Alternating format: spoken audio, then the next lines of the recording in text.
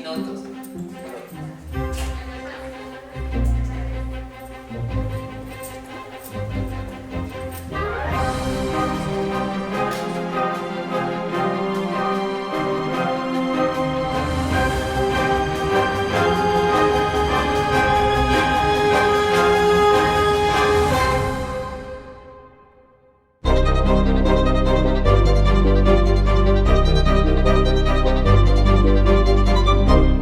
Bienvenido, doctor Felipe Rodríguez. Qué gusto tenerle en este espacio denominado Ergo Podcast. En realidad es un placer el poder contar con usted, el que también nos haya abierto las puertas de su oficina aquí en la ciudad de Quito. Esperamos que este podcast sea de mucho valor para nosotros como profesionales, como también para usted y para la ciudadanía en general. Es un espacio que lo hemos denominado para simplificar lo jurídico para el entendimiento de las personas y además vamos conociendo un poco más al profesional. Qué gusto, Doc, tenerle aquí. Seguimos su trabajo, como le digo, desde el caso Balda. Súper admiradores de usted, agradecidos porque sabemos que no es de aceptar invitaciones, pero nos aceptó a nosotros. No, yo feliz. Ni siquiera les he preguntado qué me van a preguntar, pero yo digo las cosas como me salen, así que lo que quieran saber, encantado. Excelente. Primero que nada, quisiéramos conocer de usted mismo quién es Felipe Rodríguez. ¿Quién es Felipe Rodríguez? Abogado quiteño de 35 años de edad, graduado de la Universidad Católica.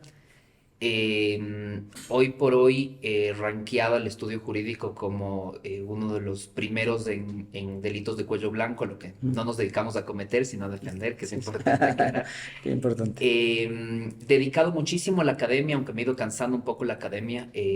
Trato de escribir para que los abogados puedan aprender, porque tengo además la noción firme de que mientras más elevada sea el nivel de debate, es decir, académicamente mejor estén preparados los abogados, los jueces y los fiscales, menos corrupción va a haber en el país.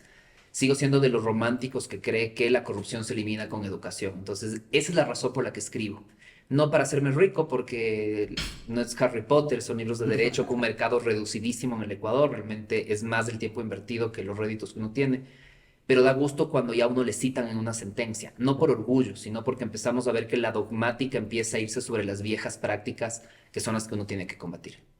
Excelente, doctor. ¿Usted cómo le lleva el tema de la academia al litigio? O sea, conocemos, por ejemplo, de la información que usted tiene en sus libros, libros que han llegado también a Europa, de lo que tenemos conocimiento, y de igual manera, a nivel nacional, tiene una gran acogida. Abogados, casi todos los abogados que manejan penal citan o publican que están manejando su libro, y es importante, ¿no?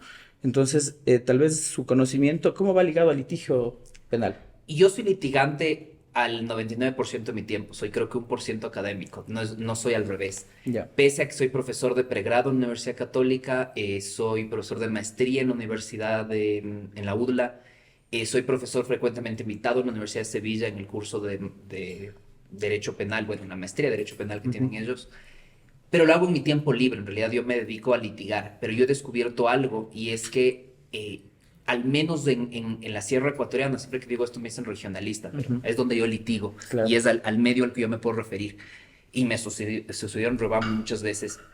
Y ya cuando uno empieza a entrar a aspectos dogmáticos, los jueces ya te entienden. Entonces ya es un litigio con menos gritos, menos zapadas. Es un litigio mucho más profundo, mucho más filosófico, y que se lo está logrando en el país. Entonces, ¿cómo los combino? Doy clases cuando estoy fuera de horas de oficina, pero soy realmente litigante. Esta es una oficina seguramente en materia penal la más grande actualmente del país en cuanto a la cantidad de abogados que tenemos. Y he tratado de dar un servicio muy empresarial, pero en el tiempo libre lo que yo hago es dedicarme a mis alumnos. Confieso que cuando yo salgo a dar clases me amargo, Ya. porque tengo tantas cosas que hacer, tantas ocupaciones, tantos escritos pendientes. Digo, no puedo creer que me estoy yendo a dar clases, porque al final las clases muchas veces parece que son repetidas. Todos Claro. los semestres decir exactamente lo mismo. Pero cuando piso el aula es mi terapia, porque me olvido de todo lo que me frustra de esta profesión, y Claro. tengo estas hojas en blanco las cuales formar, con las cuales me puedo reír, les puedo contar experiencias. Cada clase termina siendo diferente contra todo pronóstico, y salgo de ahí tranquilo. Entonces al final me voy amargado y salgo completamente relajado. ¿Qué estrategias utiliza, por ejemplo, usted para dar clases? No sé si has leído mis columnas de algunas Sí, sí, sí. primicias, y yo doy clases así. Excelente.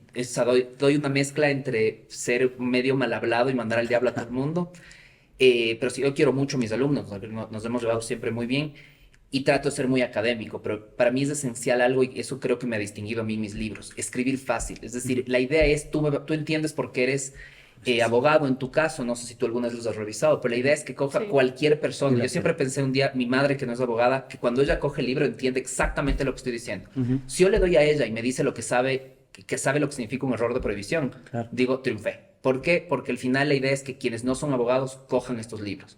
Y me pasa frecuentemente que estudiantes que no saben qué hacer y me dicen, oye, quiero, no sé si estudiar Derecho o Economía, le digo, ten este libro, Claro. léelo y si lo entiendes y te fluye, adelante estudia esta materia. Le comento que ese consejo lo tomé yo. Mi hermana estaba en el dilema de qué estudiar. Quería ser odontóloga, luego quería ser abogada. Y le dije, lee el libro del doctor Felipe Rodríguez del tomo uno. Y si te gusta, efectivamente vas por ese camino. Bueno, ya es tema de ella, ¿no? Ahora, Ojalá se haga doctor. ojalá que sí. Ojalá que sea abogada. Usted hace las columnas normalmente todas las semanas y tiene una manera de llegar a cada uno de nosotros como abogado y como comentaba, a la ciudadanía en general. Esa manera también utiliza para litigar. Sí, porque yo creo, a ver, lo de las columnas es una cosa interesante porque yo soy muy provocador. Ya. O sea, yo creo que tengo masivamente apoyo cuando escribo una columna, pero también tengo todas las personas que se indignan, me insultan y mandan al diablo, que es parte de la interacción social. Yo no me estreso con eso. Ya. Pero yo sí creo que uno tiene que agitar el avispero. Es decir, parte de también muchas columnas de viejos editorialistas que ya nadie lee es porque hablan con esa retórica clásica, no son interesantes. Y yo sí creo que uno tiene que dar una patada y no solo en el tablero, también donde más le duele a la gente, para ver si la gente reacciona. Entonces, y muchas veces yo digo cosas en las columnas que no creo en la vida real. Es decir, digo, voy a meter polémica. Y voy a decir que esta es mi postura. Y yo me río cuando me Ya. dicen, tú piensas esto. Yo no pienso eso, pero les puse a pensar. Claro. Yo creo que al final este es un país que le falta muchísimo el debate. Estamos acostumbrados a insultarnos, estamos acostumbrados a decir porque eres correísta eres malo, porque eres anticorreísta eres bueno, Así es. cuando no es así. Hay correístas que son buenos, hay anticorreístas que son un desastre. Es decir, empezamos a tener un país con demasiadas etiquetas. Y yo sí creo que es necesario empezar a poner temas en la palestra y sentarnos a debatirlos. El momento que los debatimos, vamos a elevarle al país mentalmente, que creo que es importante. Y sí, yo soy un litigante, podemos decir un poco cabrón, voy a Ya. utilizar esa palabra, Sí. porque sí soy cruel en los litigios, es decir, trato de ser irónico, soy muy sarcástico, me gusta golpear al rival. Nunca me voy a meter con temas personales, Ya. es decir, yo creo que hay un límite, Claro. pero los únicos momentos en los cuales yo sí me paso un poco la raya es cuando yo sé que hay corrupción del otro lado. Entonces yo sí soy de los que entra y le dicen el oído a mi contrincante corrupto y sigo caminando hacia mi puesto, porque necesito que se indigne, pero además porque yo sé que es corrupto. Entonces cuando son corruptos, yo no lo dejo solo en la cancha, lo hago muy personal, lo admito. Pero ahí si el día de mañana nos toca litigar en contra, Claro. seré lo más duro posible y te voy a decir el que pierde paga la cerveza. Claro. Porque al final nuestro rol, y eso es algo que uno tiene que aprender como abogado, y es muchas veces el penalista quiere cambiar la vida del ser humano. Y a mí me pasó al inicio que yo sufría muchísimo cuando mi cliente estaba en la cárcel, cuando a mi cliente le pasaba algo. Yo tengo esta suerte que nunca un cliente mío se ha ido a la cárcel. Pero sé que el día que me pase me voy a amargar profundamente. Pero sí me ha pasado que han estado presos con prisión preventiva, han tenido que estar prófugos, han tenido difusiones rojas del Interpol. O muchas veces que estoy con la víctima y la víctima ve a su hijo muerto o a su hija violada y hay muchísimo sufrimiento. Yo creo que el principal secreto es no olvidarnos de algo y es nuestro rol no es arreglarles la vida. Claro. Porque el rato que nos metemos en ese rol nos amargamos. Nuestro rol es darles el mejor servicio posible, pero nosotros no administramos la vida del cliente y no podemos cambiarla. Y entender eso es fundamental para mantenernos cuerdos. Ahora, ¿cómo saber, por ejemplo, cuando un cliente le miente y no le va diciendo la verdad? Creo que con los años desarrollas la cualidad de saber que te mienten. Ya. Y creo que el primer secreto está en comprobar todo lo que te dice. Entonces te dice, yo nunca he hablado con esa persona, le digo, quiero ver tu celular. Claro. Y cuando no te lo quieren dar o se ponen nerviosos, están mintiendo. Y yo he desarrollado un buen olfato. Yo sé cuando me mienten. Además, sé cuando la historia es muy fantástica. Yo uso mucho la palabra en inglés bullshit. Yo digo Ya. bullshit. No, esto no es verdad. Pero también caigo, ¿no? Porque hay muy buenos mentirosos. Yo tengo una cláusula contractual en todos mis contratos. Si me dicen una sola mentira, yo termino mi contrato. Y eso tiene una razón de ser. Uno puede ser un gran abogado cuando tiene toda la información, pero cuando la contraparte te saca el as bajo la manga y te da en la cara, tú no estás preparado. Y uno puede improvisar de mil formas, pero no es lo mismo que ir Así preparado. Entonces, al final yo les digo a los clientes, si ustedes me ocultan información o me mienten y esto me pasa en una audiencia, yo voy a perder. Pero el que se ve preso eres tú. Claro. Y yo no juego con la vida de las personas. Entonces, las personas quieren jugar con sus propias vidas, que se vayan a conseguir un abogado que quiera jugar con ellos. A mí me gusta que me digan la verdad, las cosas como son. Yo rechazo muchísimos casos. En esta oficina se rechazan más casos de los que se aceptan, porque más hay casos que yo no acepto bajo ningún concepto, pero necesito que me digan la verdad. Si me doy cuenta que me están mintiendo, chao. Por ejemplo, ¿qué tipo de delitos o qué tipo de casos? No manejamos casos de drogas. Ya. Em, por varias razones. Ujú. La primera es porque no me gusta caminar con una mira láser en la frente. Ni yo ni mi familia. Es decir, muchas veces eh, ser abogado de narcotraficantes puede ser el mejor negocio del mundo. Claro. Puedes salir, puedes hacerte millonario en cuestión de meses. Pero atrévete a perder. Claro. Y otra cosa que la gente no entiende es que el narco no juega limpio en ningún campo. Entonces no van a esperar que tú ganes el caso honestamente.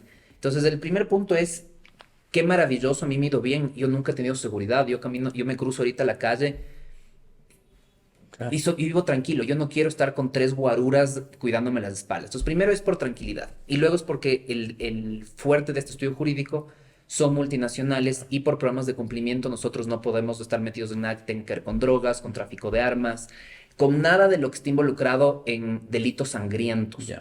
A menos que estemos con la víctima, pero también elijo mis casos. Muchas veces hay guerras que yo también me las planteo y digo, ¿yo me quiero meter en esa guerra? Claro. Y la respuesta es no. Y no, y muchas veces muchos abogados me han dicho, es una cobardía, porque al Ya. final si eres penalista tienes que ser absolutamente todo. Y mi respuesta es no, no. Claro. Porque sería también cobarde un neurólogo por no ser neurocirujano. No, Claro. somos ciencias distintas. Ajá. Yo hago derecho penal económico y no me meto a suicidarme. ¿Qué opinión le merece a usted ese tipo de abogados que cogen ese caso?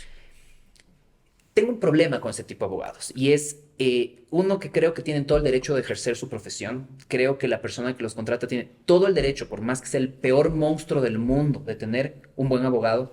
Pero el problema es que yo sé cómo se resuelven esos casos. Entonces, cuando tú estás en un caso donde hay cientos de toneladas de droga, no lo defiendes con posición de garante, con, no sé, con riesgo permitido, con Claro. imputación objetiva. Tú sabes cómo se mueve ese mundo. Entonces, no digo que todos, pero yo sé cómo esos abogados resuelven sus casos. Ujú. Y yo tengo esta máxima en mi vida, es que si yo puedo llegar a mi casa y ver a mis hijos de mi familia, no tengo hijos aún, pero los tendré, pero a mi familia en general, a los ojos, acabe bien el día. Pero el día que les tenga que agachar la mirada porque claudiqué en mis principios, ya no podré hacerlo. Entonces, allá ellos con sus métodos, allá ellos cómo manejan su moral. Yo no me codeo con ese tipo de abogados, yo no tengo relación con ese tipo de abogados. Prefiero mantenerlos lejos. Soy un tipo libre que puede elegir a sus amistades. Excelente, doctor, nos Eh, parece. Bien. Doctor, en el ejercicio de su profesión, ¿alguna vez se ha topado algún caso en el que haya mano negra, es decir, corrupción? Pero muchísimos. Por ejemplo, ahorita tengo denunciada a una fiscal. Señora fiscal, le digo a la cámara, voy por usted. Ella sabe, ella está denunciada, es una fiscal de primer nivel, Ya. pero en el cual ella cobraba por hacer allanamientos, cobraba por hacer incautaciones, cobraba por formular cargos, cobraba por desestimar, Todo. hasta que yo le encontré en la trampa y le descubrí incluso sus peritos falsos. Le encontré sus policías que no eran policías, pero que se hacían pasar por policías, es decir, hallé todo eso. Lo primero que hice fue, evidentemente, denunciarlo. Claro. Siempre les voy a combatir. No me he topado con mucho, y eso debe ser por algo. Yo sigo defendiendo, a mí me siguen diciendo que soy ingenuo, que esta profesión se la puede hacer en Quito, que es mi plaza, en Riobamba, que, en Cuenca, en Ambato, en lugares que yo me muevo en la sierra, porque yo no litigo en la costa ni en la Amazonía. ¿Se puede litigar honestamente? La respuesta es sí. Yo me atrevo a decir que la mayoría son honestos. Por supuesto que hay funcionarios Claro. corruptos, hay jueces corruptos, hay fiscales corruptos, pero nos han vendido la idea de que son todos corruptos y es mentira. Ujú. Y ha sido fácil para mí en cuanto a poder litigar de forma honesta. Una sola vez me han pedido dinero en toda mi vida, fue en el año 2013. Le pegué al fiscal, nunca me arrepentí. La gente me dice, pones en tu historial golpear a un funcionario público. Y digo, a mucha honra. Él estaba buscando que le cruce uno y eso es lo que tenía que pasar. Me pidió $10,000 por sobreseimiento. Yo tenía en ese tiempo 25 años. Claro. Pero no me arrepiento y lo volvería a hacer. No. Pero también hay que plantearse algo. El corrupto sabe a quién le pide. Claro. ¿Ya? Y también yo tengo un Así es. consejo, ¿por qué no dar nunca una coima? El día que tú das una coima te condenas. Y te condenas a dos cosas. Y es que el fiscal o el funcionario corrupto al que le coimas una vez, nunca te va a dejar ganar si no le coimas la segunda vez y la tercera vez. Es decir, ya te ataste. Y además del corrupto chismoso. Y le va a contar al funcionario de al lado, estos 5,000 me dio tal abogado. Y el de al lado va a decir, ¿cómo así en ese caso le coimaste a él y en este nuevo caso no me coimas a mí? El día que tú das tu primera coima, te ataste el resto de tu vida de manos. Entonces es mejor mantenerte limpio, tranquilo Exacto. y hacer lo que yo siempre digo. Si un día me llaman en esta oficina, yo voy a subir los pies a este escritorio, me voy a reclinar hacia atrás y me voy a empezar a reír a carcajadas, porque no me podrán encontrar ni pornografía. Claro. Y eso creo que es lo ideal, irte a dormir tranquilo y sin miedo de que incluso te van a perseguir políticamente, no te encontrarán ni un pecado tributario. Claro que sí. ¿Su lucha anti la corrupción tal vez nace también con su papá o previo a eso? Verás, sí, sí nace con él, porque evidentemente cuando él inicia esta lucha en el año 2000, yo Ujú. tenía 12 años, es decir, no es una lucha mía, Ujú. pero yo acepto que en los últimos años he perdido el ímpetu de la lucha contra la corrupción, y eso es algo que yo discutí mucho con él. Ujú. Y ese ímpetu obviamente no es apoyarla, pero es entender algo que a mí me ha golpeado mucho y es darte cuenta que cuando tú te enfrentas al sistema, el sistema te corta la cabeza. Ujú. Y el tema es, yo no voy a caer en prácticas corruptas, yo te voy a tener que denunciar a los corruptos cuando cometan un acto, pero yo no me lo pongo como bandera de lucha. De mi dedicación va a ser luchar contra los corruptos. Uno, porque no voy a acabar con ellos. Y luego porque yo vi muchísimo el sacrificio de mi padre. Es decir, mi padre terminó perdiendo su empresa, cerrado todo, quebrando al final.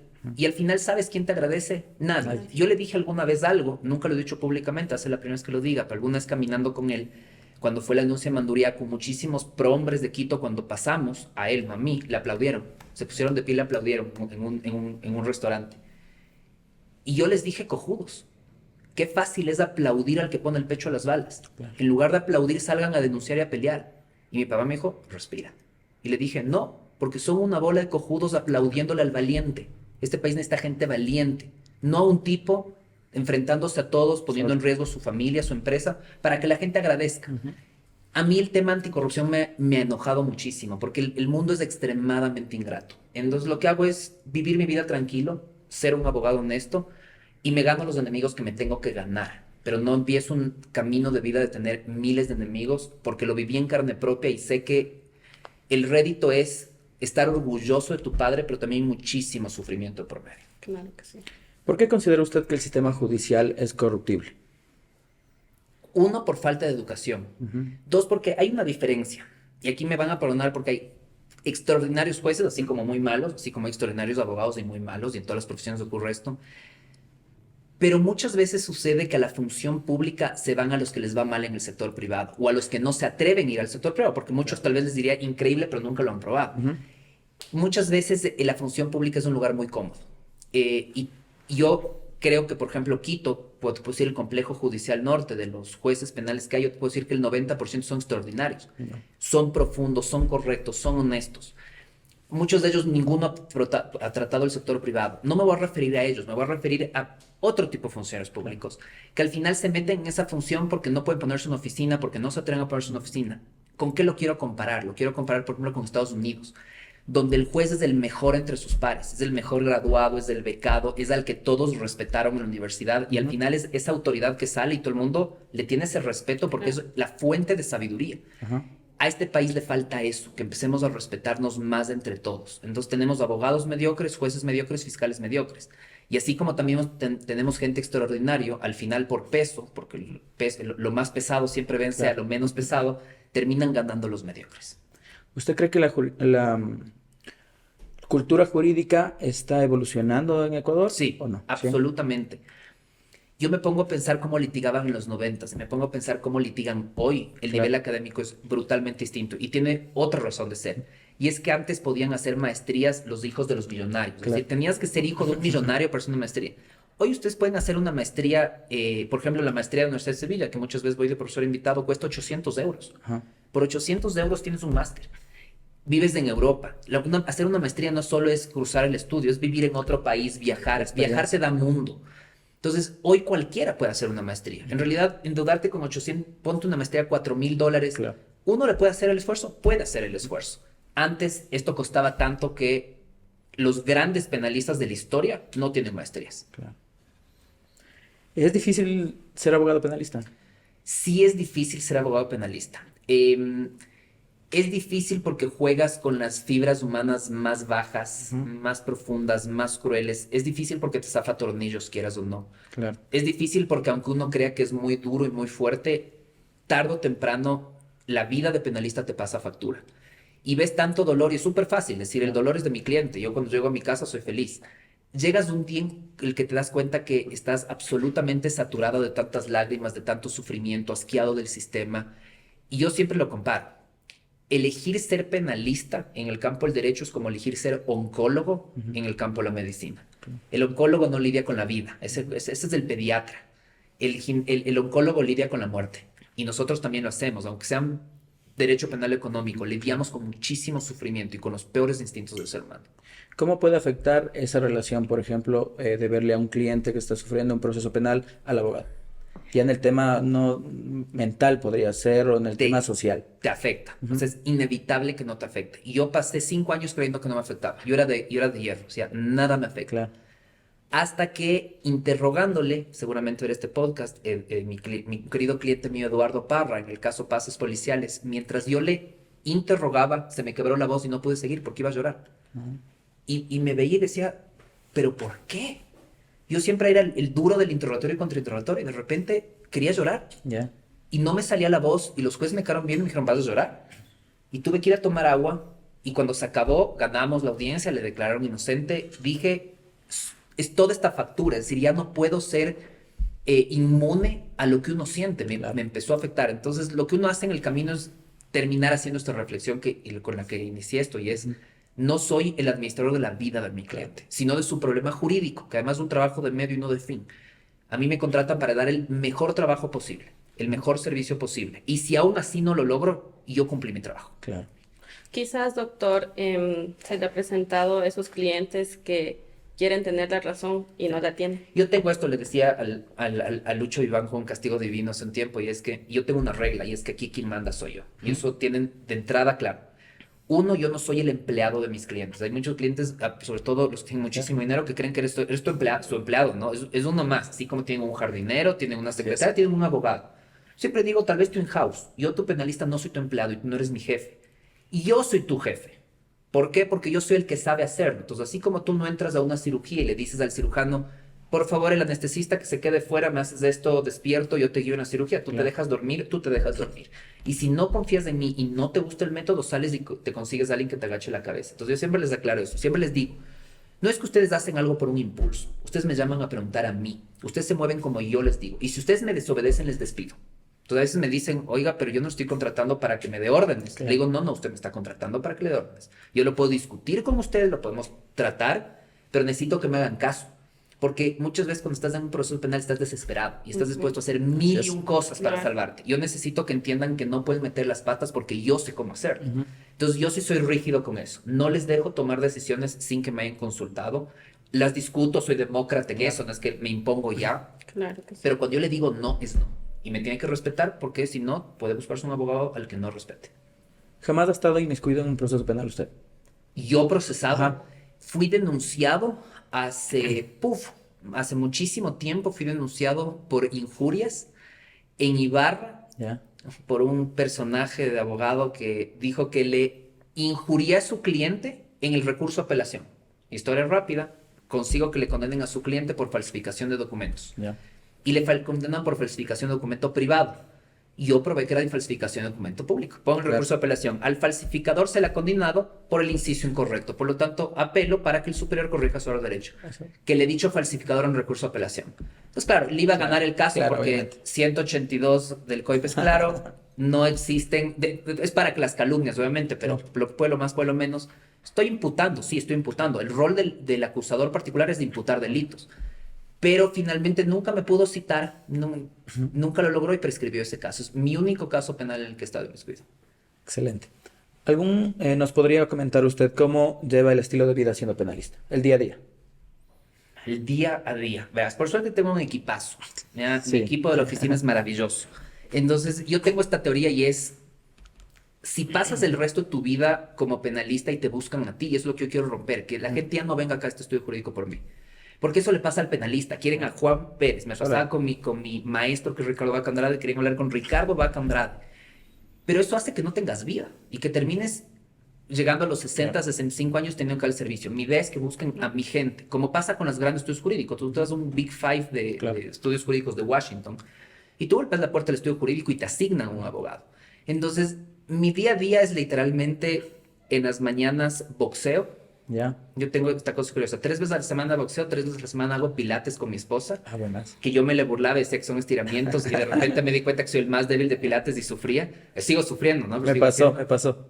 Es maravilloso. Sí. Boxeo, vengo a la oficina y me dedico las noches a leer literatura, que es lo que me relaja. ¿Qué es lo que más le gusta, por ejemplo, en literatura? Tengo mis épocas. Ya. Tengo mis épocas. Ahorita estoy en una época medio oscura, yo de Schopenhauer y Nietzsche, metido ahorita un poco más en filosofía, pero me gusta mucho la literatura. Ujú. Tuve mi época de novela histórica, ya no quiero ver novelas históricas un par de años hasta que me vuelva a entrar el bichito. A veces me quedo con ficción en general, Claro. pero es mi vida la literatura. Yo no leo libros de derecho, ¿no? Eso es una cosa interesante mía, Ya. bajo ningún concepto, ¿Desde cuándo? desde hace unos 5 años. Ya. A menos que pase algo que me obligue a estar actualizado. Cuando yo escribo libros sin poner ni una sola cita. Yo escribo de corrido todo el libro. Y luego lo que digo es, voy a buscar, digo, seguro alguien piensa igual que yo. Abro los libros, digo, ve, este dice lo mismo que yo, pon la cita, entonces lo que hago es poner abajo Claro. y el autor tal dice esto. Pero yo sentarme a leer un libro de derecho, ni pagado.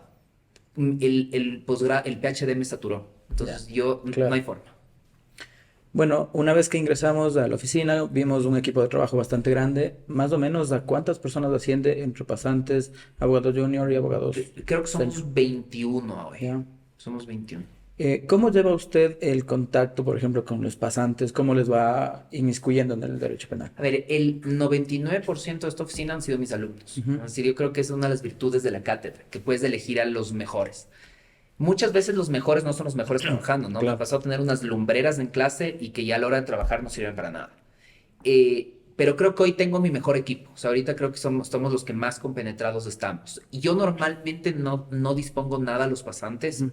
como cosas muy pequeñas, porque en esta oficina hay más abogados que pasantes. Claro. Entonces los abogados tienen asignados pasantes. Entonces yo hablo con los abogados y si el pasante se equivoca, es culpa del abogado. O sea, usted tiene contacto directo con los abogados. Con los abogados, desde los pasantes digo, necesito copias de esto, vuélate a ver eso. Ya. Entonces a veces tienen que ir a hablar con sus jefes directos a decir, tenía que hacer esto, pero me está diciendo esto. Les digo, organícense, no me hago drama. Tal vez ha tenido algún problema producto de que no hicieron algo. ¿Ok? ¿Sabes que antes yo he cambiado? Ahora me dicen que yo soy el hippie de la oficina. Ya. Yo antes era un energúmeno. O sea, era de los que gritaba, lanzaba causas, se volvía loco. Hoy no, hoy soy muy... Te lo podrán decir, de hecho, si quieres sales y les entrevistas. Soy mucho más relajado. Entonces, Ya. cuando tengo que enojarme, me enojo, pero ya pasa muy poco. Pasa muy poco. ¿Cómo fueron los inicios de Felipe Rodríguez? A ver, los inicios... Es que tuve muchos inicios. ¿Sí? Si la pregunta es por Karina del Pozo. Cuando recién empezó el ejercicio de la profesión, Ah, recién graduado. Cuando recién empecé, creo que mi caso más sonado fue el famoso caso de Karina del Pozo. Que en el fondo yo confieso que quería que me contraten, ¿no? Ya. Yo me acuerdo que estaba manejando por la Juan Leumera, yendo a mi oficina, que ese tiempo era en el Río Amazonas. Decía, ¿cuándo será que a mí me cae un caso así? Ya. Y suena el teléfono y me dicen que vaya a una reunión. Entonces llego a la reunión y el hijo de mi jefe me dice, ve, este es este caso de esta chica que ha desaparecido. Y yo no voy a coger ese tema porque él era abogado de muchísimas transnacionales. Entonces, Claro. yo no me voy a meter en eso. Claro. Coge tú el caso. Entonces conozco a sus padres, cojo el caso.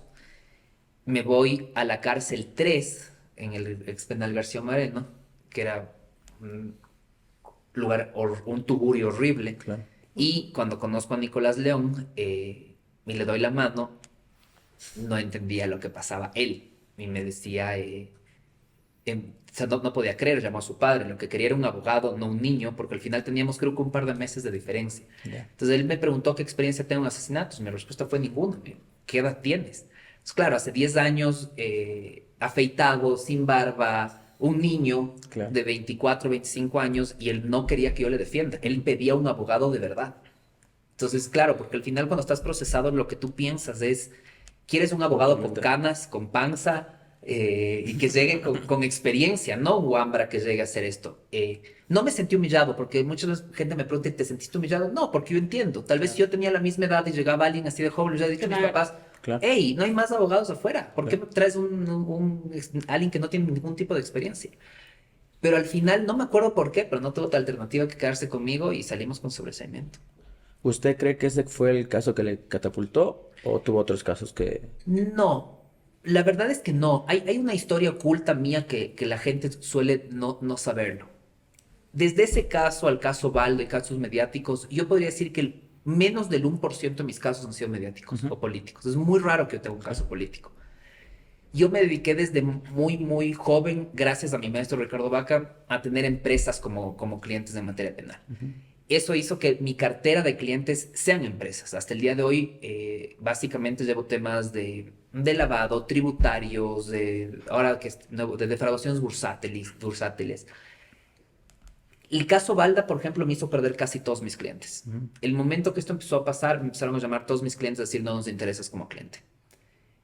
Como abogado, perdón. ¿Por qué? Porque cuando eres una multinacional que cotiza en bolsa y te estás enfrentando a un expresidente que puede volver a ser presidente en cualquier momento, pese a sus políticas, al final podrá volver.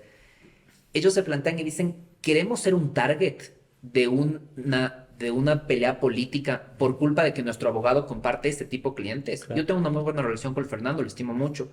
Pero claro, la gente muchas veces dice, ese es el caso que te hace que te vaya bien. No, ese es el caso que casi me quiebra. Ese Claro. es el caso en el cual yo estaba creciendo y tengo que empezar a decirle a la gente, no pueden seguir trabajando conmigo. No puedo seguir creciendo más, que creí que quebraba.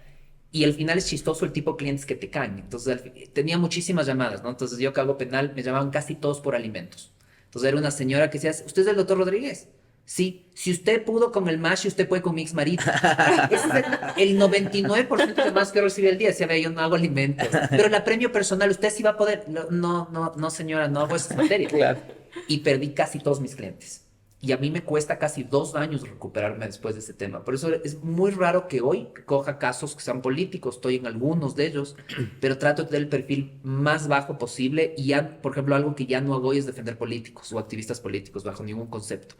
Porque son un verdadero dolor de cabeza. Entonces, si un empresario o una empresa en la cual además yo respete por sus procedimientos internos y todo, se mete en un problema penal, aunque sea político, Claro. me lo pienso y sí lo tomo. Pero si la pregunta es si esos casos me catapultaron no como abogado de tribunales, sino como abogado pasarela. Y algo que uno tiene que siempre acordarse, porque hay muchos abogados que les encanta ser abogados de pasarela. Claro. Cuando a mí me entrevistaban, cuando yo me veía en la tele, yo decía, ese es el tipo de abogado que yo no quiero ser. Claro. Porque normalmente el abogado o ese tipo de abogado es el que está con sombrero en algún lado, ¿me entiendes? Es el abogado Claro. de pantalla, con sus Ya. anillos de oro, sus collares de oro. Quiere estar en cámaras, pero son los menos profundos a la hora de litigar. Y yo nunca quise distinguirme por eso. Entonces, cuando me decía, qué chévere que sales en la tele, yo no quiero salir en la tele. Claro. Yo quiero tener un perfil mucho más bajo que haga que los grandes clientes a quienes yo les quiero dar mis servicios, les haga sentir tranquilos. Y me costó mucho recuperarme después de esos casos. Sí, pero pudo haber sido una puerta, por ejemplo, para que le conozcan como académico, ¿no? Porque ahora el país en general sabe quién es Felipe Rodríguez y sabe el conocimiento que tiene. O sea, usted no sale en cámara, sino... Y yo no le desmerezco porque creo que son cosas que hacen que la gente al menos sepa quién eres. Ujú. Pero créeme que en temas por el medio que yo me muevo Claro. del litigio, el tipo de clientes que yo manejo no ven medios de comunicación, no ven redes. Muchos llegan y no tienen idea quién soy yo, ¿no? Es como que les vale un pepino. Lo que les dicen, me ha recomendado tal empresa que tenga tus servicios para hacerte un programa de compliance. Entonces yo le digo, perfecto. No les interesa tanto. Creo que me ha servido mediáticamente. Ya. No sé si académicamente. Mi lado académico se lo debo a Íñigo Salvador, el ex procurador. Yo entré con él a la Católica. Le quiero muchísimo, Íñigo. Pero no sé, tengo creo que un día voy a ser viejo, voy a ver mi pasado y voy a decir hasta qué punto esto me perjudicó, me benefició. Hasta que, al final, ponte a pensar algo. Yo siempre digo esto, y no tengo problema que siempre me dicen, ¿cuánto le habrás cobrado a Balda, por ejemplo? Nunca le cobré. Y nunca le cobré porque no creo que se hace patria enriqueciéndote, ¿ya?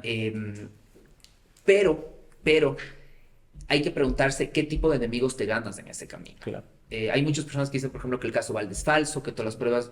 El caso es real. Y de hecho, es un tema condenado en Colombia, con condenados en Colombia. El que les delató a los de Colombia está muerto en Colombia. Hemos probado absolutamente todo. Otra cosa es que con el framing quieran inventarse una historia en redes que digan, eso es mentira. Pero ¿quiénes te suelen decir que un caso es mentira? Los que nunca han abierto un expediente. Así es. Que son los mismos que suelen ir a votar por ese tipo de candidatos, los que nunca han abierto un libro. Entonces tenemos un problema de muchísima ignorancia en el país. Y tienes que aprender a lidiar con eso. Claro, y eso, bueno, ya se va lidiando con la educación, ¿no? Tanto en las universidades como en los colegios. Ahora, políticamente, ¿usted considera que Caso Balda le hizo anticorreísta o ya fue anticorreísta? Es que esto es una cosa que no sé si escuchó a mí, yo les odio a los anticorreístas. Ajá. O sea, yo no sé qué me cuesta más, sentarme con un correísta o con un anticorreísta. Claro. Son radicales. ¿Sabes qué me pasa esto? De ley el correísmo va a ser un corte de esta parte del programa, ¿ya? Pero si yo tengo que elegir tener un almuerzo con correístas o con anticorreístas, yo me siento con correístas. No porque les quiera, sino porque al menos tienen odios fundamentados, ¿ya? Entonces, muchísimo odio, pero te pueden explicar por qué odian. Claro. El anticorreísmo es un te odio porque eres correísta. Entonces le dices, pero hubo obras buenas. No importan las obras buenas porque son obras correístas. Es una radicalidad Claro. imposible. Entonces, yo me considero anticorreísta, pero al mismo tiempo anticorreísta. Ya. Entonces, no les tolero a los dos grupos. Creo que eso es algo que ha hecho bien ahora en campaña tanto Topic como Otto. Y yo no vengo aquí a hacer una batalla contra los del ayer con esto. Yo vengo a dar un paso al costado, que se maten entre bandos. Esto es remar por el país. Claro. Y yo creo que ese tiene que ser el nuevo discurso. Cambiamos un poco. ¿Qué es lo más gratificante que usted ha tenido, por ejemplo, al ejercer la profesión? Lo más gratificante que he tenido, creo que la tranquilidad de mis clientes. O sea, verles bien. Muchas veces un proceso penal tú les ves perder la cordura. O sea, les ves cómo te ven a los ojos un día y un día ya no te pueden ver a los ojos, pero no por arrepentimiento. Se les pierde la mirada, se empiezan a convertir en entes. Y lograr volverles a ubicar en su medio. El momento en que tú les ves hacer esto y volver a ser ellos, creo que es maravilloso. Te vas a dormir en paz. Tal vez eso también hace que usted se convierta en amigo de los clientes o no llegue a ese punto. Sabes que sí, de muchos. Hay muchísimos clientes a los cuales yo adoro. Yo, de hecho, tuve voy a omitir su nombre, pero tuve una cliente recientemente que estuvimos tan juntos en todo el caso que me dio síndrome de abstinencia cuando me dejó de llamar. Era como que estaba acostumbrado a hablar con ella todas las noches, todos los días. De repente ganamos el caso, me dejó de llamar por obvias razones, tiene que seguir con su vida, yo con la mía. Claro. De repente le extrañaba, te pasa. Pero también hay clientes que te caen mal, ¿no? Es decir, hay clientes que dices, ok, te presto este servicio, el mío es un servicio y que no hay química. Y tienes que entender que cuando vas a una mecánica no tienes por qué ser amigo del mecánico, Claro. no tienes que ser amigo del médico que te opera. Pero sí, la cercanía con los clientes muchas veces te genera esto, que su familia te invita a comer. Yo a muchísimos clientes les he invitado a que conozcan mi casa, que estén conmigo. Te unes mucho con los clientes, pero sí tienes que saber en qué momento. Yo empiezo ya a invitarme con clientes cuando gano el caso o cuando pierdo el caso, o también se pierden casos. Pero en el medio puede ser muy peligroso. Acepto muy pocas invitaciones de clientes porque prefiero celebrar luego. Claro. ¿Cómo conlleva usted, por ejemplo, una pérdida de una audiencia o de plano de un caso? Antes era un mal perdedor, perdía la cabeza. Hoy soy relajado porque sé que hay nuevas oportunidades, sé que puedo apelar, es decir, no lo siento como derrota. Y me parece chistoso porque veo a mi equipo que es más joven, cuando perdemos una audiencia, les veo cómo están decepcionados, dicen yo voy a dejar el derecho, tanto esfuerzo para esto, o sea, ves esa desazón. Y yo muchas veces pienso, guambras inmaduros, y de repente digo, yo era así. Claro. Y yo era el que decía, me pasó una vez que perdí un caso en Ibarra, que me manejé hasta Quito, me quité la corbata y no volví 2 semanas a la oficina. Dije, ¿para qué? ¿Para qué tanto esfuerzo para esto? Para una resolución así. Y luego respiras y dices, esto es parte de la vida. Es como ser médico. Muchas veces, ¿para qué tanto tratamiento para que se te muera el paciente? Es parte de la vida. Pero sí la sufro. Pero no me indigno. O sea, no soy el que pega a la mesa y se vuelve loco. Recibo la pérdida y digo, a mejorar mañana. Claro. Bajo esta lógica, ¿cuál ciudad considera usted que es la mejor para litigar? Cuenca. ¿Ya? Cuenca por una razón. Yo amo litigar en Quito, pero Cuenca es en penal. Los jueces penales en Cuenca son los más profundos académicamente. Es realmente profundo su conocimiento. Da gusto verlo. ¿Y la peor ciudad para litigar? No puedo decir Guaranda porque me voy a volver a odiar los de Guaranda. Eso me... a eso iba. No está malo, Guaranda, no está mal. No, hay muy buenos jueces, y muy buenos fiscales. Yo creo que en general la costa, pero también tiene muchas razones, ¿no? Sí hay muchísima corrupción. Alguna vez dije eso y me dijeron que soy regionalista. No soy. Pero por una razón más. Hay que recordar que también culturalmente somos distintos. Y yo soy gallo de mi gallinero, tú eres gallo del tuyo. Yo en Guayaquil soy un serrano bobo. Y me he topado con extraordinarios jueces, extraordinarios fiscales, pero al final el estilo, la forma de comunicarse, ponte a pensar que el serrano al final del día somos súper serviciales y súper serviles. Pedimos todo por favorcito. Claro. El guayaco te dice, a ver, pásame ese documento. Claro. Y cuando nosotros llegamos, yo me siento maltratado cuando llego. Yo por eso tengo mi socio en Guayaquil, Juan Guzmán Santoro, que aparte lo considero un crack como penalista. Ya. Pero yo le veo cómo se desempeña él en Guayaquil y dices, dijo lo mismo que yo, pero lo dijo de forma frontal. Claro. Yo estoy escudándome, ayúdeme, un favorcito, nada, es de una al grano. Claro. Entonces también creo que algo que me pasa a mí en la costa es que mi personalidad choca mucho. Y tengo grandes amigos guayaquileños, les quiero mucho, pero definitivamente no es mi medio para litigar. O sea, Claro. es como jugar fútbol y ir a jugar básquet. O sea, es un deporte diferente. Alguna vez en una entrevista usted comentaba que cada ciudad es un mundo de jurídico, ¿no? Derecho penal comparado. Ecuador. Ese es otro problema. En la costa tienen reglas diferentes. Ujú. Por eso los guayaquileños que vienen a litigar, o de Machala o de Claro. Quevedo, vienen a litigar a Quito, les cambian las reglas. Ujú. Cuenca tiene reglas distintas a Quito. Yo la primera vez me hice un papelón en audiencia, pero yo tenía mis propias reglas. Yo sí había leído el COIP y ellos Claro. habían leído también el COIP, pero su COIP era como que entonces, ¿quién tiene la razón? Claro. Ambato tiene otras reglas. En Robamba me han tocado otras reglas. La Amazonía tiene. Yo he litigado en casi todas las ciudades del país. Me deben faltar tal vez alguna de la frontera, pero es muy raro que me falte una provincia, no una ciudad. Leemos el código distinto. Entonces, muchas veces tú preparas tu audiencia, llegas y las reglas eran otras. Ujú. Entonces, me ha pasado, hay ciertas ciudades de la costa que para presentar la prueba documental no puedes mutilar el expediente de fiscalía, sino tienes que llevar tus propias copias certificadas. En Quito no, el expediente de fiscalía es mío. Claro. Yo saco y se mutila el expediente y forma parte del expediente judicial. Entonces, cuando tú llegas y no tienes, por ejemplo, copias certificadas y por eso pierdes el caso y el cliente te dice, oiga, usted debía saber esto. Y dice, pero es que mi ciudad es diferente. Ellos contrataron a un abogado ecuatoriano, no un abogado quiteño, ¿me entiendes? Entonces, ese es otro problema litigar en otras zonas. Y esa es una razón por la cual no me gusta la costa. Tenemos estilos diferentes, formas de ver el derecho diferentes. Y me da pereza aprenderme otro código, como a ellos les da pereza aprenderse el nuestro. Y ahora, por ejemplo, usted tiene mañana una audiencia en Ambato o en Riobamba. ¿Qué estrategia tiene previo para ir a una audiencia? ¿O ya conoce Y cómo ya, es el litigio? ya conozco cómo es Robamba, ya conozco cómo es en Ambato. Normalmente en Robamba no he litigado en años, pero yo tengo mis aliados en diferentes ciudades. Yo trabajo con un abogado maravilloso en Ambato, Giovanni Altamirano, que lo quiero mucho. Que para mí, de hecho, si ves esta entrevista es un ejemplo de vida, porque es de un penalista de tantos años y siempre está feliz. Y digo, ¿cómo hace para estar feliz después de tantos años? Claro. Es una cosa loca. Pero tengo mis aliados y les pregunto antes. Pues, por ejemplo, recién fuimos del Lago Agrio y llamé a un amigo del Lago Agrio y decir, oye, voy a litigar en el Lago Agrio. ¿Qué debo saber? Claro. Entonces me dice, ¿pero qué quieres saber? Cuéntame cómo es una audiencia. Pero, ¿cómo es una audiencia? ¿Cómo se empieza la audiencia? ¿Cómo debo pararme? Me dice, ¿pero nunca has litigado? Sí, pero quiero saber, ¿qué es un alegato apertura en el Lago Agrio? Y me explica, digo, igual que aquí. ¿Cómo presento la prueba? Y me explica, le digo, wow, a ver, explícame eso otra vez. Claro. Entonces anoto, así debo hacerlo. Entonces hay que llamar a preguntar al local cómo se litiga en su tierra. Claro. Perfecto. Conocemos que hay procesos judiciales que llevan varios días de audiencia.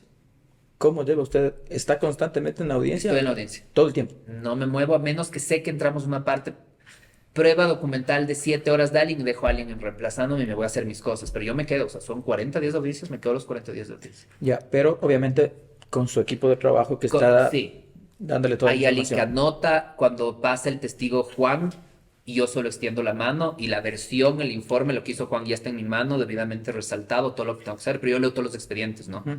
Eso si son 500 cuerpos, yo leo los 500 cuerpos. Ya. Hay abogados que delegan a sus pasantes, lean y resalten lo importante. No, yo me leo y me aprendo todo el expediente. Sé dónde está cada cosa, lo que les hago es hacer índices. Digo, rápido la versión Es de tal efectivo. persona, en la computadora te sale dónde está. Pero tengo un equipo. Claro. Es lo mejor eso de los índices, igual se va sacando lo más importante Todo. y el momento de la audiencia se lo saca. Ahora, usted ha tenido varias personas que han trabajado, abogados, pasantes, tal vez personas que usted diga que han llevado un buen legado y que les ve ahora muy bien en el litigio. Sin duda la Marce Estrella, que la adoro a mi Marce, es una loca en buen sentido porque yo siempre le he descrito a la Marce como una mujer berraca, Ujú. no le tiene miedo a nada, tiene más cojones que todos los hombres que yo conozco, es impresionante como su valentía que tiene de no rendirse nunca. De las que ha salido y que es independiente, hay muchos que han salido que están con mi competencia, que los quiero mucho, yo en general los que han salido me llevo muy bien. Alguno que otro habrá salido mal, pero es parte de cualquier relación humana y de cualquier empresa, cualquier estudio jurídico. Claro. Pero en general, ella es de los que estoy muy, muy orgulloso. También han pasado tantos yo llevo haciendo esto casi 12 años y debo haber trabajado con más de 100 personas. Entonces, pucha, donde a veces me los encuentro y estoy muy orgulloso Claro. de verles, pero no sé dónde andarán todos. Muy bien. El día laboral, ¿usted lo maneja como normalmente todos los abogados lo han hecho o como ya se está reformando con un horario, por ejemplo, de 8 de la mañana a 12 y de ahí al almuerzo o cómo lo lleva? Y yo y todos en nuestra oficina somos libres de llegar a la hora que queramos, de irnos a la hora que queramos, almorzar el tiempo que queramos, siempre y cuando le cumplamos al cliente. Ujú. Quieren irse a un crucero, que se vayan a un crucero, pero si hay que contestar al cliente, se le contesta al cliente. Entonces alguien me dice, pero no les das vacaciones, yo tampoco las tengo. Es decir, no le puedes decir al cliente, esa es una ventaja de la función pública, te vas de vacaciones y alguien te reemplaza. Ujú. Aquí no, el cliente quiere hablar contigo, quiere hablar con el abogado que está a cargo. Entonces lo que les digo es, hagan lo que les dé la gana. Pero contestan al cliente, absuelven los problemas del cliente, el Claro. cliente se queda tranquilo, porque al final están pagando y están confiando de tu vida. Y eso es importante. ¿De No tengo qué? horarios. Perfecto. ¿De qué considera usted que dependa el crecimiento de un abogado o el triunfo de un abogado? Para mí exclusivamente ser abogado. Y eso es algo que lo vengo sosteniendo. El abogado que tiene que abrir el código para encontrar la respuesta no nació para ser abogado. Ujú. Y lo digo en clase. Si ustedes saben cuál es la respuesta a cualquier pregunta jurídica sin abrir un código, ustedes son abogados. Si ustedes tienen que ir a la norma, vivirán siempre bajo el yugo de alguien más. Al final, derechos te hacen, yo hago penal, pero me hacen una pregunta de derecho administrativo y yo te doy la respuesta. Ujú. No tengo idea dónde está ni cómo se llama el código. Y les digo, busquen lo que yo estoy diciendo y asegurando. Alguien lo debe haber escrito en algún código, en algún artículo y tiene que estar vigente. Y de repente aparecen 2 horas después, lo que usted dijo está aquí. Listo. Porque el derecho es lógica. Se Claro. resuelve con lógica. Eh, pero hay gente que no tiene esa lógica. Entonces, tú le haces una pregunta y no puede improvisar, no tiene idea de la respuesta, no puede hablar de ningún otro rama del derecho. Esa gente no nació para ser abogado y tiene que saber que no nació para ser abogado. Es como jugar fútbol. Claro. Si es que puedo patear bien al arco, puedo patear bien al arco. Y si no, no importa cuánto practique. No vas a ser mejor que Messi. Entonces yo sí creo que el ser abogado es una habilidad con la que, no te voy a decir que naces, porque también puedes ir adquiriendo dotes en trayecto de la vida, pero es innato. Como hay grandes dibujantes. Yo si voy a pintar un cuadro no voy a pintar nada. Yo soy pésimo músico, no podría tocar ni una guitarra porque no puedo coordinar. Ujú. Sería un pésimo físico porque no puedo hacer un cálculo físico de ninguna forma. Recurro o matemático, yo siempre recurro a la calculadora. Hay diferentes tipos de inteligencia y el abogado tiene su propio tipo de inteligencia. Y hay lamentablemente demasiados abogados que no tienen ese tipo de inteligencia, pero son abogados. ¿Algún abogado o abogados que usted considere que son de los mejores a nivel país? No solo Quito, ¿no? Puf, me lo pones complicado en penal. En penal, claro. O sea, mi competencia, por ejemplo, yo quiero muchísimo mi competencia directa, los Ujú. quiero muchísimo, porque mi competencia directa en mi medio son abogados honestos, es decir, tenemos ese nicho el mercado de empresas que quieren hacer bien las cosas. Ujú. Entonces, José Malina Gallegos, un penalista extraordinario, un gran tipo. eh, Sin duda, Pablo Encalada y Nicolás Salas Cungurún son tipos de primera, correctos, transparentes, buenos litigantes. Me alegra muchísimo saber que Juan Pablo Albán ya volvió al Ecuador. Juan Pablo Albán es un abogadazo. Ujú. Hay nombres, por ejemplo, que te digo por un ojo, José Charri, que fue ahora abogado también de Olavini con Carlos Soria. José Charri es un abogado de un perfil bajísimo, es un crack de abogado. Esos abogados que tú tienes una audiencia con él y sientes placer de Ya. haber compartido una sala de audiencias con ese hombre. Pero es un hombre el que no le vas a ver en medios, no les es un tipo con un perfil súper bajo, pero son gente que sorprende. Entonces hay abogados que yo admiro muchísimo. En Guayaquil a Juan Guzmán, Pipo Lagasca es un buen abogado. Yo trabajo con Juan, pero Pipo Lagasca, por ejemplo, es un muy buen abogado en materia penal Ujú. en Guayaquil, sin ninguna duda. Entonces, hay extraordinarios abogados, Claro. sí. ¿Qué característica debe tener un buen abogado? Buen litigio, buena argumentación. Verás, no necesariamente, porque hay abogados son... Yo soy súper agresivo en audiencia, yo soy un showman en audiencia. Ujú. Hay gente que no hace show, se sienta y habla súper suave y dice mucho más que el que hace show. Entonces, yo creo que el primer secreto es no intentar copiar estilos. Porque Así cuando tú es. dices, yo quiero ser como él, pero tú no eres como él, tú Claro. eres como tú. ¿Qué tal si eres como tú y estudias y te preparas y explotas lo bueno que tienes? Entonces, eso de no hay que ser como otro.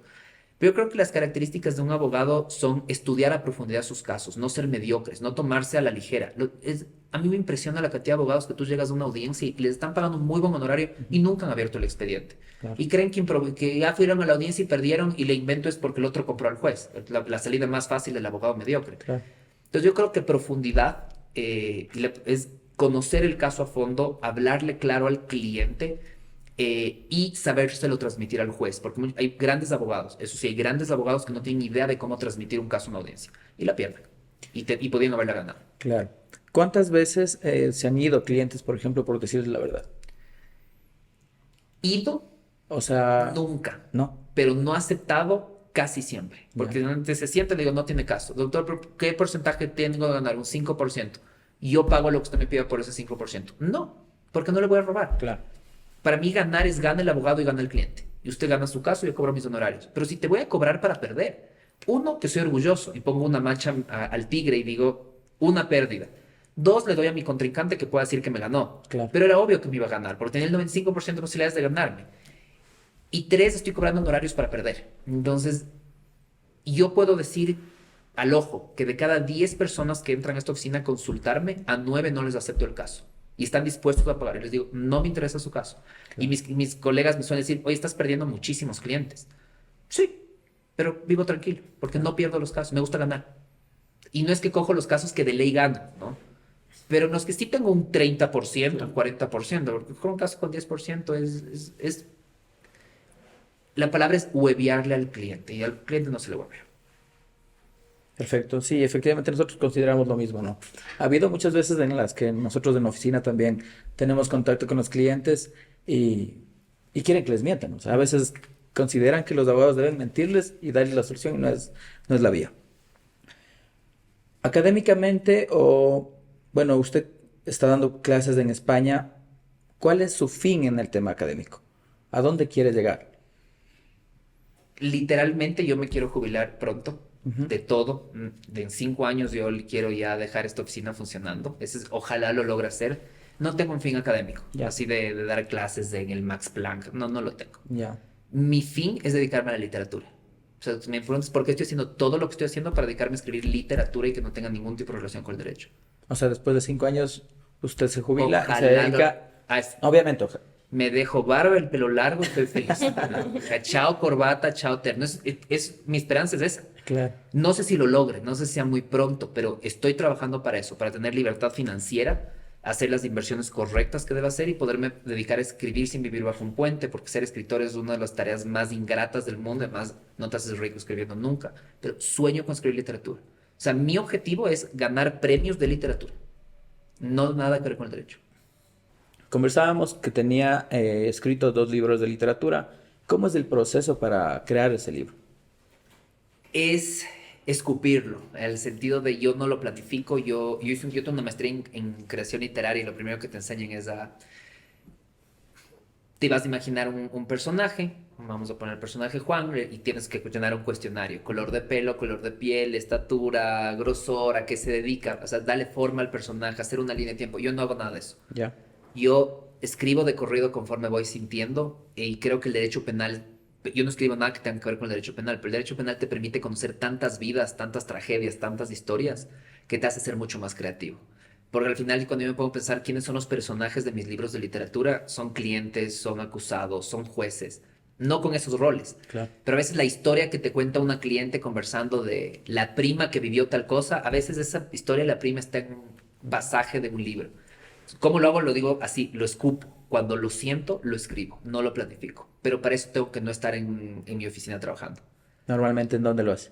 Normalmente lo hago en cafés, lo hago en otro país. Ya, Si puedo hacerlo en Europa, me voy feliz, algo que coincida con algo que tenga que hacer. Y lo que hago es sentarme en cafés, aprovecho las mañanas que no sé, yo nunca dejo trabajar, por lo tanto ya a las 2 3 de la tarde mi oficina está operativa, porque son 8 9 de la mañana de Quito. Lo que trato de hacer es dedicarle toda la mañana a ujú, escribir sin parar y sin freno alguno. ¿Por qué Europa? Porque llega un punto en la vida en que tú te das cuenta de qué significa ser pobre. Y eso es algo que la gente me diría, vives desde tus privilegios y sale tu burbuja, que digan lo que quieran. Pero ¿qué me pasa? Que yo como viví mucho tiempo en Europa por mis maestrías y mi PhD, llegas a un punto en el que dices, vives de una urbanización cerrada, con guardias de seguridad, con cerca eléctrica, con puerta blindada, no tengo auto blindado, pero muchas personas tienen auto blindado. Dices, ¿esto es ser rico o esto es ser muy pobre? ujú, Yo no vivo en una urbanización, vivo en un edificio, pero al final tengo guardia, tengo todo. claro. Y tengo miedo de caminar. Tengo miedo de salir. Yo camino con libertad en las mañanas. Pero, por ejemplo, ahorita de noche, si me tengo que ir caminando hasta el Hotel Quito acá arriba, ya no lo hago, prefiero coger un que alguien me lleve. En el día sí lo hago. Y cuando estás en otro país, yo suelo alquilar bicicletas. El movilizarte a cualquier lugar en bici, poderte sentar en cualquier lugar sin que ningún sicario que te mate. Claro. Poderte tomar una cerveza a las 11 de la noche en una calle sin iluminación pública y saber que nadie te va a matar. Ver un tipo encapuchado venir caminando frente a ti y que te salude en lugar de apuñalarte. Y dices, esto es ser rico. Ser rico es vivir sin miedo. Y a mí lo que me han dado otros países es el vivir sin miedo y darte cuenta que todo lo que tú acumulas de riqueza en el tercer mundo es pobreza. Obviamente hay otras formas de pobreza, pero lo que me refiero es un vivir encerrado, es un vivir con Claro. miedo, es un tener que llegar a un punto en el cual decir, si se haces mucho dinero necesitas guardaespaldas. Yo no quiero vivir así. Es un lugar donde me siento libre y es donde yo espero poderme jubilar cuando me dedique a escribir libros, simplemente poderme ir, entender que aquí vivimos mucho las apariencias, del auto que manejas, la casa que tienes. Allá gente con dinero está con una camiseta de Zara de $4 en rebajas y va en su vicio, se ve en metro. El que tiene dinero va en el transporte público. Es lo que yo aspiro, es el mundo donde yo quiero que crezcan mis hijos. Yo quiero que mis hijos puedan cruzar desde los 4 años pasos cebras sin ser atropellados por un idiota que no Claro. entiende lo que es un paso cebra. Sí es algo así como me rindo con mi país, yo me rendí hace mucho tiempo. No sé que vamos a cambiar, sé que va a mejorar, pero no creo que mientras yo viva. Entonces, ¿por qué allá? Porque allá tengo esa paz de no tenerme que estar preocupando por tantas cosas. Simplemente soy un número, nadie me conoce. No importa lo que yo haga, igual seguiré siendo un número y nadie me conocerá. Es ese anonimato y esa paz que te dan otros países que yo creo que define el primer mundo frente al tercer mundo.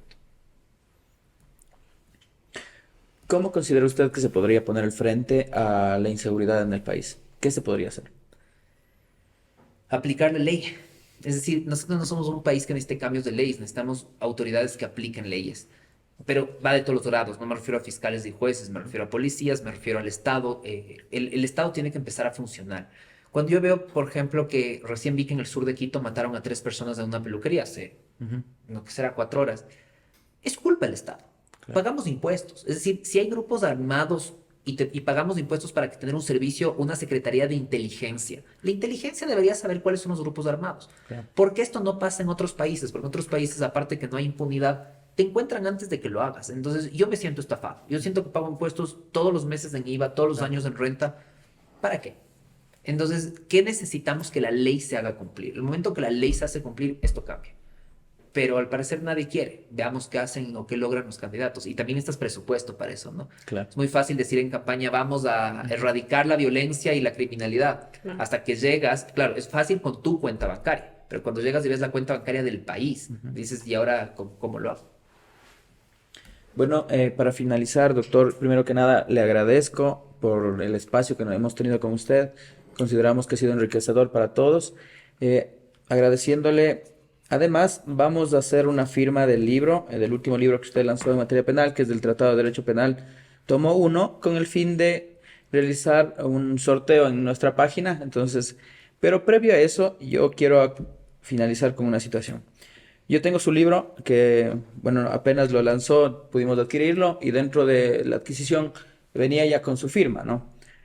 Pero su firma tiene una particularidad, Tiene 2 colores. 2 colores. ¿El porqué de los 2 colores? Debe tener una historia. Porque soy demasiado filático. A veces, la gente me dice es que así nadie te va a poder falsificar nada. Es una cosa de filático. Un día estaba apurado, necesitamos presentar un escrito y se me acabó la tinta. Pedí otro esfero y lo firmé con otro color.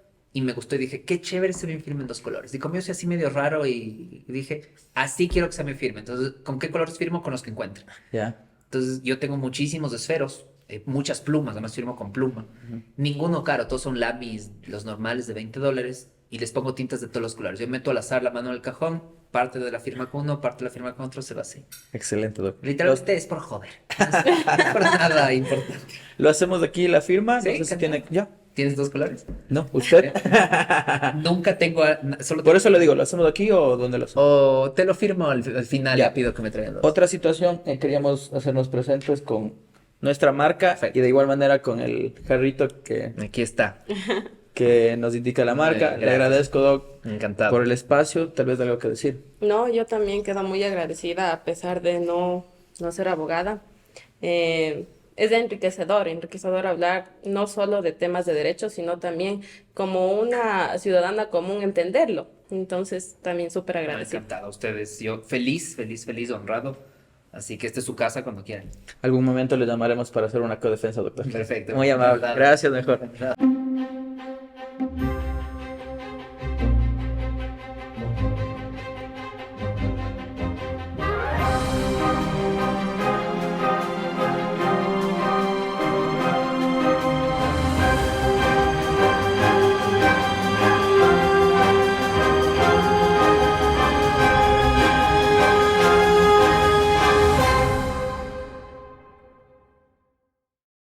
Ergo Podcast.